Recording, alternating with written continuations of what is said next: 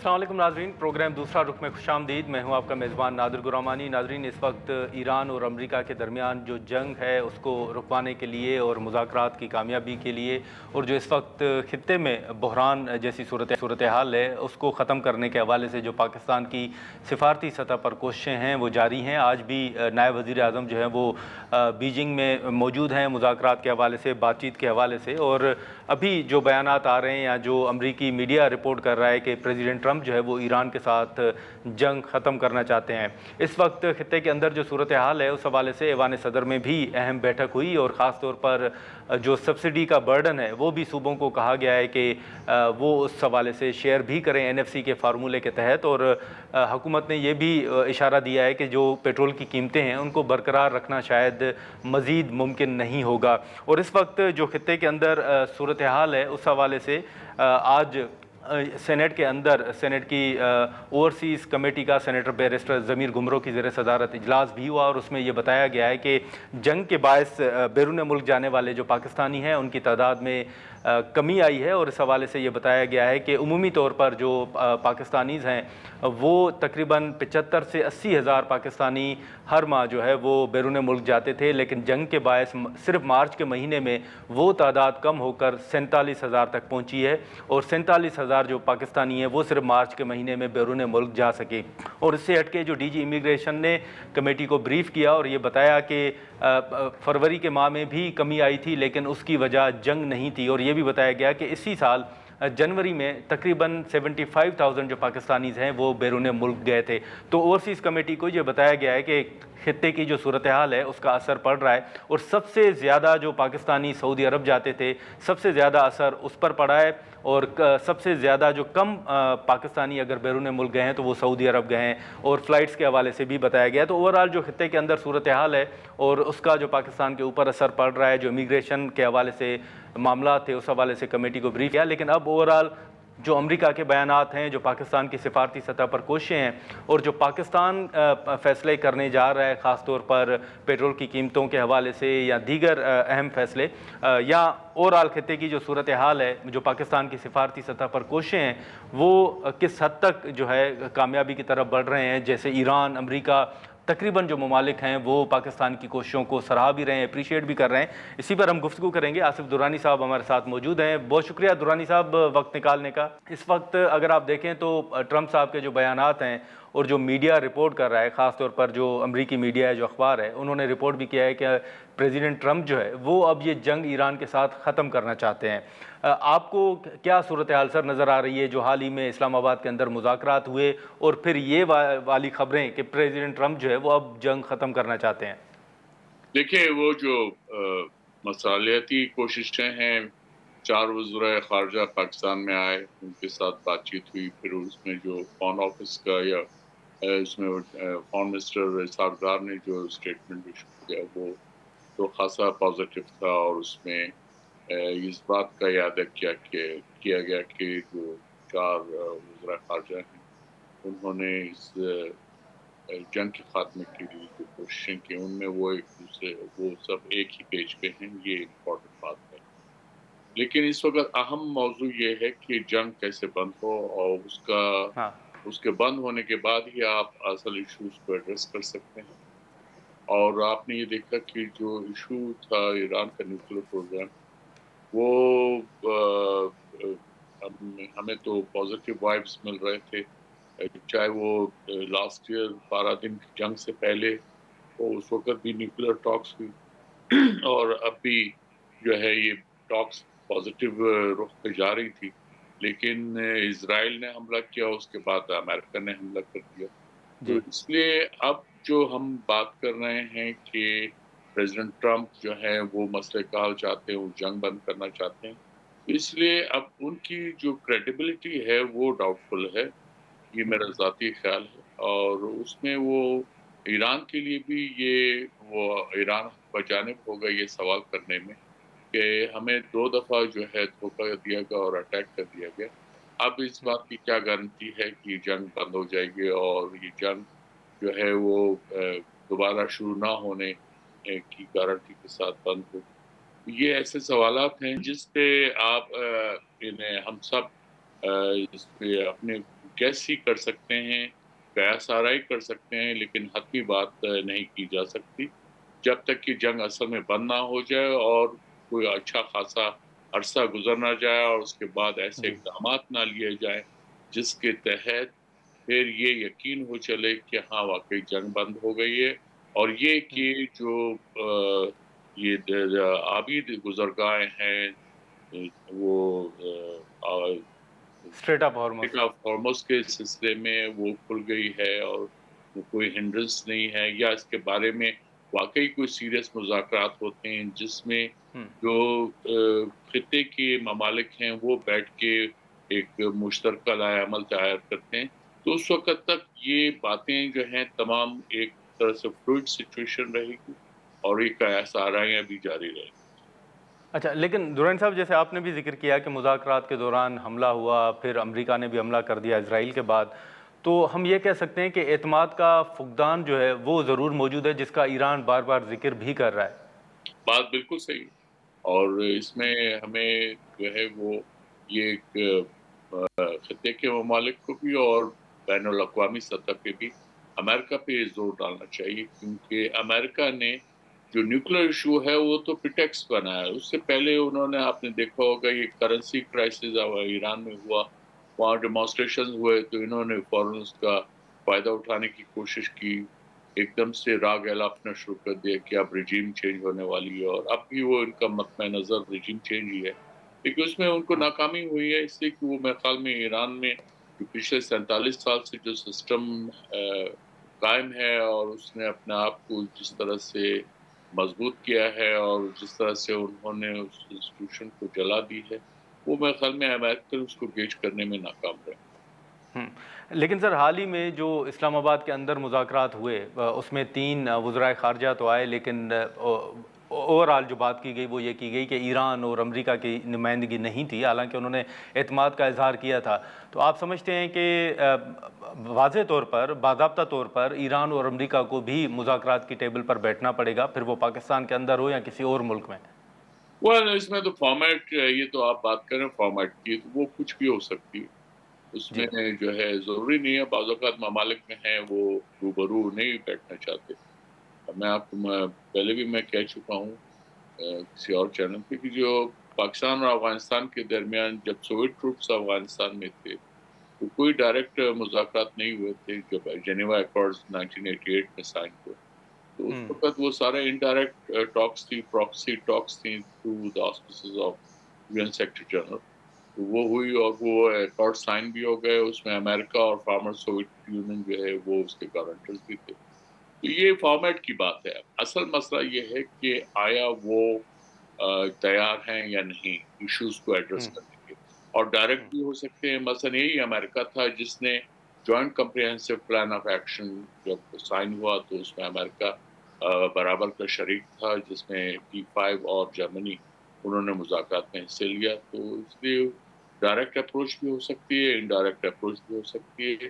اصل یہ ہے کہ اس میں مسئلے کا حل ہوتا ہے یا نہیں ہوتا ہے، وہ امپورٹنٹ بات. اچھا، لیکن درانی صاحب اسی کے ساتھ ساتھ حال ہی میں جو ٹرمپ صاحب کے کچھ بیانات آئے یا ایون اسرائیل کی جانب سے کچھ دعوے کیے گئے تھے، ابھی تک کی جو صورتحال ہے اس میں آپ کو لگتا ہے کہ ایران کے حوالے سے امریکہ جو نتائج حاصل کرنا چاہتا تھا اس جنگ کے ذریعے وہ کچھ حاصل کر چکا ہے یا کر سکا ہے کسی حد تک؟ میں نہیں سمجھتا، کیونکہ ان کا پہلا تو ہدف تھا رجیم چینج، تو وہ تو نہیں. انہوں نے ہاں لیڈرشپ کو مارا ہے، لیکن آپ نے دیکھا کہ وہ لیڈرشپ کے جو ہے جن کو مارا ہے اس کو کتنی جلدی جو ہے ایران کے سسٹم نے ان کو ریپلیس بھی کر دیا. تو آپ کو یہ کوئی لیڈرشپ خلا تو نظر نہیں آ رہا. ٹھیک ہے وہ شخصیات جن کو جو ہے شہید کر دیا گیا وہ ان کے جانب سے ایک خلا تو پیدا ہوتا ہے، لیکن وہ ان کا ذاتی خلا ہے. لیکن انسٹیٹیوشنل جو وہ ہے گیپ وہ تو نہیں ہے، وہ انسٹیٹیوشنل ویکیوم تو نہیں ہے، انہوں نے فل کر دیا اور اسی طرح جنگ کر رہے ہیں اور اسی شدت کے ساتھ وہ اسرائیل کو بھی جواب دے رہے ہیں اور امریکی جو مفادات ہیں اس کو بھی اٹیک کر رہے ہیں. चलें, ठीक है। दुरानी साहब बहुत शुक्रिया सर वक्त निकालने का। नाज़रीन, आसिफ दुरानी साहब की गुफ्तगू आपने सुनी। अब जो पाकिस्तान की जानिब से सिफारती सतह पर कोशिशें हैं वो जारी हैं, और पहले भी पाकिस्तान ने वाज़े तौर पर यह कहा था कि पाकिस्तान सालसी और ये फैसिलिटेट करने का, इवन अगर ईरान और अमरीका के दरमियान भी मुज़ाकरात होते हैं तो वो फैसिलिटेट करने के लिए तैयार है, और अब भी सिफारती सतह पर इस हवाले से कोशिशें जारी हैं। हम यहाँ पर एक मुख्तसर सा ब्रेक लेंगे, और ब्रेक के बाद जो मुल्क के अंदर सियासी सूरत हाल है और जो हुकूमत पेट्रोल के हवाले से या ओवरऑल जो फैसले करने जा रही है उस पर हम गुफ्तगू करेंगे। प्रोग्राम में एक बार फिर खुशामदीद नाज़रीन। शौकत यूसुफज़ई साहब इस वक्त हमारे साथ मौजूद हैं, हम उनसे गुफ्तगू करते हैं। शौकत यूसुफज़ई साहब बहुत शुक्रिया वक्त निकालने का। सर, इस वक्त जो पीटीआई के केसेस हैं, ख़ास तौर पर बानी पीटीआई इमरान खान साहब के हवाले से जो पीटीआई के तहफ़्फ़ुज़ात रहे हैं, आज 190 मिलियन पाउंड केस की समाअत हुई और डिफेंस की जानिब से वक्त मांगने पर वो समाअत जो है वो मुलतवी की गई। आपको लगता है कि आने वाले दिनों में इन केसेस के हवाले से जो पीटीआई के तहफ़्फ़ुज़ात रहे हैं वो दूर होने जा रहे हैं, मुकदमात जो है वो समाअत के लिए मुकर्रर हो रहे हैं? बिस्मिल्लाहिर्रहमानिर्रहीम, बहुत शुक्रिया। देखिए, जो खान साहब के जो केसेस हैं वो तो बहुत ही डिले हो रहे हैं ना। उनकी जो हियरिंग है, जो समाअत है, वो तो बहुत अर्ली होनी चाहिए थी। जब सज़ा मुअत्तली का केस है, जब सज़ा दिलवाना होता है तो बहुत क्विकली रिस्पांस आता है, लेकिन जब सज़ा मुअत्तली के केस आते हैं तो फिर उसमें 60 डेढ़ साल लग जाता है। तो अब ये कि नेब जो प्रोसिक्यूटर ने जो बातें की वो भी आपने, पूरी दुनिया ने देखी कि कुछ है तो नहीं इस केस में। अगर ये समाअत के लिए मुकर्रर होता है, समाअत इस पर शुरू हो जाती है, तो ये तो फारिग हो जाएंगे। तो ये कि इंसाफ तो नहीं मिल रहा है। लग ऐसा रहा है कि अदालतें बेख्तियार हैं। अगर ये बहुत अर्ली हेयरिंग हो जाती इन चीज़ों की तो इंसाफ के तकाजे पूरे हो जाते। तो इमरान खान के केस में इंसाफ के तकाजे पूरे नहीं हो रहे। आप देख रहे हैं कि मुलाकातों की इजाज़त आज भी नहीं मिल रही। उनके इलाज का जो सिलसिला है वो भी खुफिया रखा जा रहा है। तो हर तरफ से अगर हम देखें तो ज्यादतियां ही ज्यादतियां हो रही हैं। और मुल्क का हालात है वो भी आपके सामने है। मुल्क भी इनसे नहीं चल रहा, सिस्टम भी नहीं चल रहा। तो देखो आगे क्या होता है। लेकिन शौकत साहब, अभी हुकूमत का तो पहले भी ये मौक़िफ़ आया था कि अगर खान साहब या बुशरा साहिबा बनी गाला मुंतकिल होना चाहती हैं तो वो बाज़ाब्ता तौर पर दरख्वास्त दें, तो उस पर हुकूमत जो है वो मुस्बत जवाब देगी। देखिए, अगर आप ये हुकूमत ये सोच रही है कि वो नवाज शरीफ की तरह या किसी और की तरह वो अपने लिए कोई रिलीफ मांगेगा, तो इमरान खान कभी भी ये काम नहीं करेगा। वो चाहते हैं कि मेरिट के ऊपर फैसले हों, वो चाहते हैं कि मेरिट के ऊपर केसेस चलें और समातें हों, और चाहे जो भी फैसला है लेकिन मेरिट के ऊपर हो। तो अब ये तो बिल्कुल वाज़ेह है कि अदालतों से इंसाफ नहीं मिल रहा, और इमरान खान और बुशरा बीवी के केस में तो बिल्कुल नहीं मिल रहा। तो उससे ज्यादा अब क्या मतलब। लेकिन शौकत साहब, चलें अदालतों की तरफ आप देख रहे हैं, लेकिन साथ ही एक पहले रिहाई फोर्स कहा गया, अब उसका नाम जो है वो रिहाई मूवमेंट रखा गया है, या उस हवाले से काम भी हो रहा है।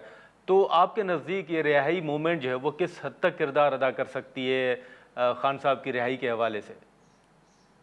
देखिए, कोशिश है, अब सियासी लोग ये कोशिश ही कर सकते हैं। स्ट्रगल हो रही है, जाहिर है इतनी फस्तायत के दौर में कि जब आप सियासत नहीं करने दे रहे हैं, सियासी इंतकाम हो रहा है, उसमें आप एक सियासी स्ट्रगल, पुरअमन स्ट्रगल करना चाहते हैं, तो एक अच्छी बात है। और यही हम कर सकते हैं और हमें करना चाहिए, बहुत पहले करना चाहिए था।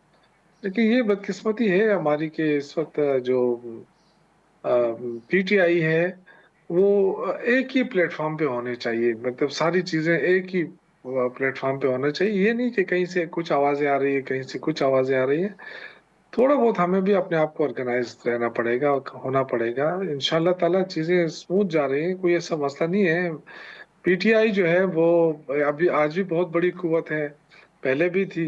हाँ, लेकिन शौकत साहब, आपकी बात से हम ये अखज़ कर सकते हैं कि पीटीआई के अंदर बाज़ चीज़ों पर इत्तफाक नहीं है। इत्तेफाक की बात नहीं है। मतलब इत्तेफाक तो खैर जाहिर है, जब कोई डिसीजन हो जाता है, सियासी कमेटी जो है वो फैसले करती है, और ये फैसले जी। करने चाहिए। मैं कहने का मकसद ये कि फैसले करने चाहिए, क्योंकि अगर रिहाई कमेटी या रिहाई फोर्स या आप नाम कुछ भी दे दें, और जी। रिहाई फोर्स का नाम पे तो मुझे भी एतराज था, लेकिन جو چیزیں ہیں ان کو اسموتھلی اور کوئکلی آگے بڑھنے چاہیے. اس وقت خان صاحب کی زندگی کا مسئلہ ہے، ان کی آنکھ کا مسئلہ ہے، ابھی تو بشا بیوی کی آنکھ کا مسئلہ بھی آیا ہے. تو ہمیں ان کی بہنوں کے ساتھ ان کے ساتھ کھڑا ہونا چاہیے. ورکرز آج بھی تیار ہیں. تو جو لیڈرشپ ہے ان کو فیصلے کرنے چاہیے، کوئکلی فیصلے کرنے چاہیے، جو بھی پارٹی کے مفاد میں ہو، جو بھی ملک کے مفاد میں بھی ہو. کیونکہ ہم اس وقت جو ملک کے حالات ہیں اس میں جو صورتحال ہے اس میں ہم نہیں چاہتے کہ ملک کو اور دھچکا پڑے، لیکن جو ہمارا آئینی قانونی حق ہے، جمہوری حق ہے، وہ ہم ضرور استعمال کریں، اس سے پیچھے نہ ہٹیں. اچھا شوکت صاحب، لیکن کل جو ایوان صدر میں ایک اہم بیٹھک ہوئی اس میں سی ایم صاحب نے بھی شرکت کی اور حکومت نے بڑی تعریف بھی کی، عطا طارق صاحب کا بھی بیان تھا. آپ سمجھتے ہیں کہ جو فلیکسیبلٹی شو کی جا رہی ہے اب یہ حکومت کے ساتھ اس طرح کے معاملات میں تعاون جاری رہے گا صوبے کا؟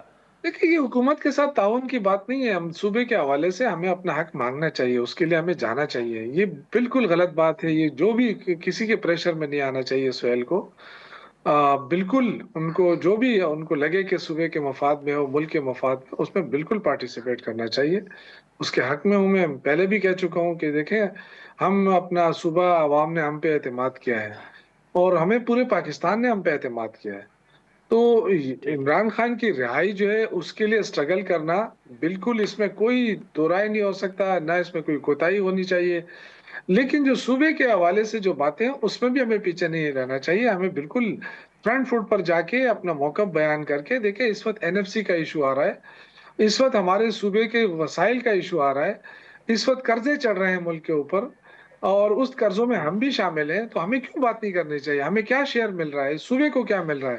انہوں نے جو تقریباً کوئی 35-36 ہزار ارب تک قرضہ لیا ہے، اس میں پوچھنا چاہیے کہ خیبر پختونخوا کو کتنا حصہ ملا ہے. تو یہ چیزیں ہیں کیونکہ ہمارے جو صوبہ ہے وہ یہاں بجلی سب سے زیادہ یہ صوبہ بنا رہا ہے. یہاں پہ آئل اینڈ گیس ہے، یہاں پہ منرلز ہیں. لیکن جب تک امن نہیں ہوگا تو چیزیں تو آگے نہیں بڑھیں گی. تو ہمیں اپنے امن کے لیے، ہمیں اپنے وسائل حاصل کرنے کے لیے بھرپور آواز اٹھانی ہوگی. ناظرین، یہاں پر ایک مختصر سا بریک لیتے ہیں اور بریک کے بعد گفتگو کو آگے بڑھاتے ہیں.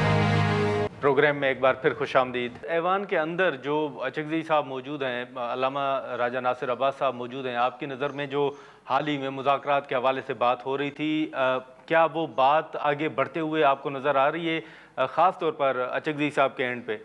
دیکھیں، چونکہ بدقسمتی یہ ہے کہ عمران خان سے ملاقات کی اجازت نہیں مل رہی، اس لیے اب یہ بات بڑی پرانی ہو گئی ہے.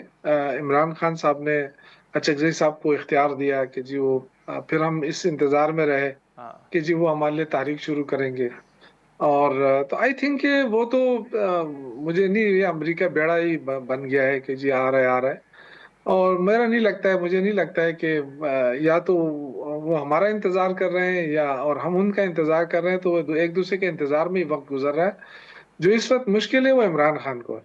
تو اگر علامہ راجہ ناصر صاحب یا ہمارے اچکزئی صاحب وہ اگر فیصلہ نہیں کر پا رہے ہیں تو ہماری پارٹی کو فیصلہ کرنا چاہیے. ہمیں ایک بڑی پارٹی ہے، ہمارے پاس ایک قوت ہے، الحمدللہ سیاسی اسٹریٹ مومنٹ ہمارے پاس موجود ہے.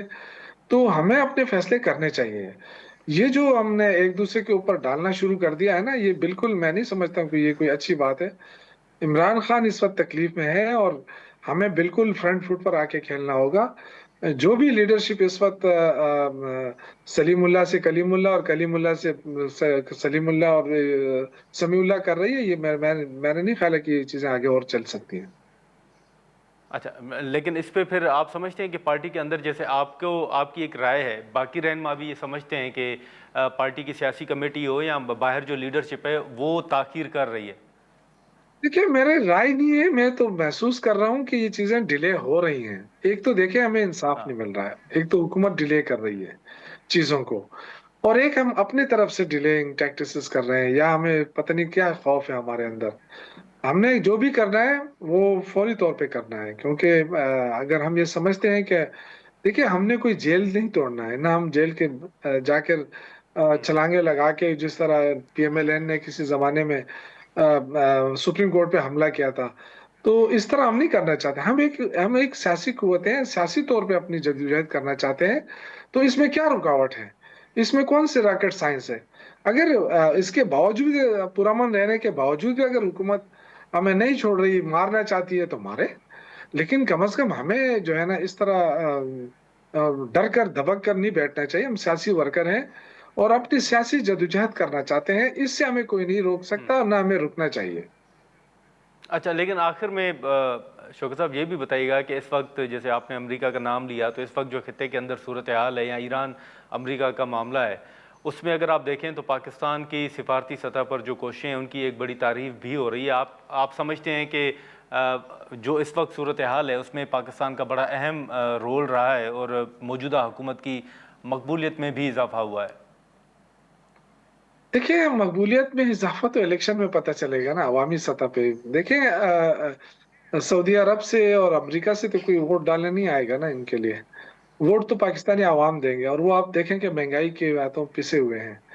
حکومت 1 روپے کا ریلیف نہیں دے پا رہی ہے، اور یہ جب سے یہ حکومت آئی ہے لوگ مشکل میں ہی ہے. ہر وقت یہی کہا جا رہا ہے کہ جی ملک مشکل میں ہے. تو ملک تو مشکل میں ہے ہی صحیح. تو اب ظاہر ہے ان حکمرانوں کی موجودگی میں تو یہ ملک مشکلات سے نہیں نکل سکتا. اب ہمارے لیے بہت اہم ہے خارجہ پالیسی، لیکن یہ خارجہ پالیسی کیا ہمارے اپنے کنٹرول میں ہے؟ کیا یہ فیصلے ہم خود کر رہے ہیں یا امریکہ ہمیں ڈکٹیٹ کر رہا ہے؟ اگر ہمارے اپنے فیصلے ہیں تو ایران کے ساتھ ہماری بڑی اچھی اعتماد سازی بحال ہو گئی ہے. کیا ہم گیس لے سکتے ہیں ایران سے؟ کیا وہاں سے سستا پیٹرول لے سکتے ہیں ہم؟ تو آج بھی اگر میں یہ کہوں کہ پاکستان یہ فیصلہ کر لے کہ ہم ایران سے گیس اور پیٹرول خریدتے ہیں، تو میں کہتا ہوں کہ یہاں پہ پاکستان میں تو 10-12 روپے تک پیٹرول آ جائے گا، نہیں تو 100 روپے تک آ جائے گا. تو لوگوں کے لیے کتنی بڑی اچھا، ریلیف مل جائے گی. آپ کا ہر لیکن سر چیز. ان دنوں تو ڈار صاحب، آپ نے خارجہ پالیسی کا ذکر کیا، تو ڈار صاحب تو بڑے متحرک ہیں ان دنوں. نہیں نہیں، میں اس کی بات نہیں کر رہا ہوں. یہ تو دیکھیں ہماری کوئی آج کی بات تو نہیں ہے نا. یہ تو 1971 میں بھی ہم نے یہی پالیسی اپنائی. جو بھی جہاں پہ بھی آپ کو پتہ ہے امریکہ کو ضرورت پڑی کہ روس کے ساتھ رابطہ ہو، ہنری کسنجر کے دور میں بھی ہوا. اور اس وقت بھی آپ نے دیکھا کہ پاکستان نے جنرل 65 کے دور میں 60s میں ایوب خان نے رابطہ کروایا روس کا امریکہ سے. پھر اس کے بعد بھٹو صاحب نے کروایا، اور پھر ضیاء الحق نے کروایا جب افغان اور اس کی جنگ ہوئی، روس کی شروع ہوئی. تو اس وقت بھی تو یہ تو سفارتی یہ تو ہماری خمیر میں ہے، اور ٹھیک ہے، ہم اس کے لیے ہر وقت رہتے ہیں کیونکہ ہماری اسٹریٹجک ٹھیک. پوزیشن ایسی ہے. لیکن میں یہ کہتا ہوں کہ اس سے ہم فائدہ کتنا لینا چاہتے ہیں. آج کیا ہمارے اوپر جو قرضے چلیں. چڑھے ہیں، کیا یہ قرضے کوئی معاف کرا سکتا ہے ہمارے لیے؟ کوئی اس میں ہمیں ریلیف دے سکتا ہے؟ امریکہ ہو یا کوئی اور ہو. اصل چیز تو یہ ہے نا کہ آپ اپنے ملک کے لیے کیا حاصل کر رہے ہیں. آپ تو ٹھیک ہے، ٹھیک ہے. دوسروں کے لیے تو آپ جنگ روک رہے ہیں، لیکن آپ اپنے پاکستان میں سیاسی استحکام لانے میں اپنا کام ہے. چلیں ٹھیک ہے. شوکت صاحب بہت شکریہ وقت نکالنے کا. ناظرین، شوکت یوسف زئی صاحب کی گفتگو آپ نے سنی، جو پی ٹی آئی کے حوالے سے ایشوز تھے اس حوالے سے ہم نے گفتگو کی. یہاں پر ایک مختصر سا بریک لیں گے اور بریک کے بعد سینیٹر عفنان اللہ خان صاحب ہمیں جوائن کریں گے. پروگرام میں ایک بار پھر خوش آمدید. ناظرین، اس وقت سینیٹر عفنان اللہ خان صاحب ہمارے ساتھ موجود ہیں، اور ایوان صدر میں جو اجلاس ہوا اور اس وقت جو سفارتی سطح پر کوششیں جاری ہیں پاکستان کی جانب سے، اس پر ہم گفتگو کریں گے. عفنان صاحب، سر بہت شکریہ وقت نکالنے کا. سب سے پہلے تو یہ بتائیے گا کہ اب جو پیٹرول کی قیمتوں کے حوالے سے رپورٹ سامنے آ رہی ہیں، حال ہی میں پرائم منسٹر صاحب نے کہا بھی کہ ان کو تجویز دی گئی تھی کہ پیٹرول کی قیمتوں میں اضافے کے حوالے سے، لیکن انہوں نے اضافہ نہیں کیا بلکہ قیمتیں برقرار رکھی تھیں. آپ کیا سمجھتے ہیں کہ یہ کب تک ممکن ہوگا یہ قیمتیں برقرار رکھنا، یا آپ کو لگتا ہے کہ کچھ مشکل فیصلے جو ہیں وہ کرنے پڑیں گے؟ جی بسم اللہ الرحمن الرحیم. دیکھیں، اگر یہ جنگ پھیلتی ہے اور جس طرح دنیا کی اکانومی کے اس کے اثرات آنے شروع ہوتے ہیں، ابھی کچھ آ رہے ہیں، ابھی مزید کچھ آنے والے ہفتوں اور مہینوں میں آئیں گے، جی، جن کے اندر خالی فیول کی شارٹیجز نہیں ہے. جب آپ کی فرٹیلائزر کی سپلائی دنیا میں ختم ہو جائے گی یا کم ہو جائے گی، جو کہ میجر چنک آپ کا یہ جو گلف کنٹری سی ہے پروڈیوس کرتی تھی، اس کا ڈائریکٹ امپیکٹ جو ہے وہ فوڈ کی سپلائی چین پہ آئے گا. اس سے ایک بہت بڑا فوڈ کا کرائسس بھی کھڑا ہوگا. اس کے علاوہ اور یہ جو ایلومینیم کی اور ڈفرینٹ انڈسٹریز تھیں جو کہ ڈفرینٹ چیزیں پروڈیوس کرتی ہیں، ان کی سپلائی چین بھی رک گئی ہے. تو یہ سارے امپیکٹ جو ہیں یہ گلوبل اکانومی پہ آئیں گے، لیکن اللہ تعالیٰ کی مہربانی سے Pakistan is very well placed. Okay. ہمیں جو ہے ظاہر ہے فیول کا ہمیں ضرور ایشو ہے، لیکن اللہ کا شکر ہے کہ ہم اپنا خود فرٹیلائزر پروڈیوس کرتے ہیں. اور ہماری جو پانی ہے آپ کو پتہ ہے وہ وافر مقدار میں اللہ تعالیٰ کی مہربانی سے یہ ہمارے ناردرن ایریا سے جو پہاڑوں سے یہ آ جاتا ہے، ہمالیہ سے، کراکرم سے اور یہ ہندو کش سے. تو ہمیں پانی کی جو ہے کوئی ایسا نہیں ہے کہ ڈی سیلینیشن پلانٹ لگا ہوا ہے ادھر سے پانی آنا ہے، اگر وہ بند ہو گیا تو سارا کچھ ختم ہو جائے گا، وہ ایشو نہیں ہے. پھر ہمارے پاس زرخیز زمین موجود ہے جس کے اوپر ہم کلٹیویشن کر سکتے ہیں، فرٹیلائزر ہم اپنا پروڈیوس کر رہے ہیں، اس کا بھی ہمیں فائدہ ہے. لیکن ظاہر ہے عوام کو اس بات کے لیے تیار رہنا چاہیے کہ میجر شاکس آئیں گے in the coming weeks and month. بالخصوص جو ہمارا فارمر ہے اس کو تیار رہنا چاہیے. جو سپلائی چین آپ کی باہر سے لنکڈ ہے فورن پروڈکٹ سے، اس کو آپ ریویو ضرور کریں اور اس کی جو آلٹرنیٹ ہے اس کو ضرور ڈھونڈ کے رکھیں. تو یہ تمام چیزیں جو ہیں ان کو ہمیں ساتھ لے کے چلنا پڑے گا. اور اللہ تعالیٰ نے ہمیں بڑا ایک ریزیلینٹ ہماری قوم ہے اور بڑا ریزیلینٹ ہمارا ملک ہے، اور انشاءاللہ ہم یہ جو مسائل ہیں اس کو بھی ہم جو ہے وہ عبور کر لیں گے. اچھا، لیکن عفنان صاحب یہ جو ایک صورتحال، سیاسی صورتحال ہے، اس حوالے سے آپ نے دیکھا کہ حال ہی میں سی ایم خیبر پختونخوا نے پریس کانفرنس بھی کی اور ان کا ایک اہم بیان بھی آیا خان صاحب کی رہائی کے حوالے سے، جو پی ٹی آئی تیاری کر رہی ہے کہ پہلے سے یا ماضی سے جو ہے وہ سخت احتجاج ہوگا خان صاحب کی رہائی کے حوالے سے. آپ کیا کومنٹ کریں گے اس پہ؟ دیکھیں بات یہ ہے کہ کوئی ایسا احتجاج جو P T I Imran Khan صاحب کی موجودگی میں خود جب وہ باہر تھے وہ نہیں کر سکی، وہ حکومت کو نہیں گرا سکے، تو پھر ظاہر ہے ان کی غیر موجودگی میں یہ کہنا کہ جی ہم بڑا سخت لے کے آ رہے ہیں. آپ سے پہلے جتنے لوگ تھے وہ بھی یہی باتیں کرتے تھے، کئی سالوں سے ہم یہ باتیں سن رہے ہیں. تو یہ باتیں کرنے کے حد تک ٹھیک ہے اپنے لوگوں کو موٹیویٹ رکھنے کے لیے، لیکن اس کا حقیقت سے کوئی تعلق نہیں ہے. اور یہ چیز ذرا سمجھتے ہیں کہ اگر انہوں نے وفاق پہ چڑھائی کرنے کی کوشش کی یا کچھ طرح کام کیا تو ماضی میں بھی انہوں نے اپنا ہی نقصان کیا ہے اور آنے والے دنوں میں بھی انہی کا اپنا ہی نقصان ہوگا. حکومت جو ہے وہ مستحکم ہے. دنیا کے حالات اس وقت اس طرح کے نہیں ہے کہ ہم پاکستان کے اندر کسی بھی قسم کا کوئی تجربہ کریں. ہمیں ایک مستحکم حکومت چاہیے اور اگلے چند سال بہت مشکل ہوں گے. تو اس لیے بہتر یہ ہے کہ ہم افہام و تفہیم سے معاملات کو لے کے چلیں بجائے اس کے کہ مسائل کھڑے کریں.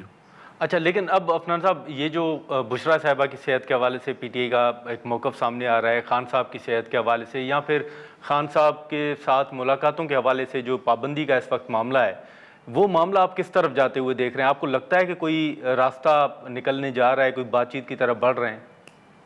دیکھیں ہم نے تو ہمیشہ ان کی صحت کو بہت ہی مطلب کہ سنجیدگی سے لیا ہے، اور ٹھیک ہے. ہماری ہمیشہ سے یہ خواہش رہی ہے کہ جو بھی فیسلٹیز ان کو پرووائڈ کی جا سکتی ہیں وہ کی جائیں، اور ہم نے کی بھی ہیں ماضی میں. اگر آپ دیکھیں جب بھی ان کو ہاسپٹل لے کے جانے کی ضرورت پڑی ہے یا کوئی بھی مسئلہ ہوا ہے، ان کو فوری جو ہے ہیلتھ سے ریلیٹڈ جو بھی معاملات تھے ان کو ایشوز کو ریزالو کیا گیا ہے.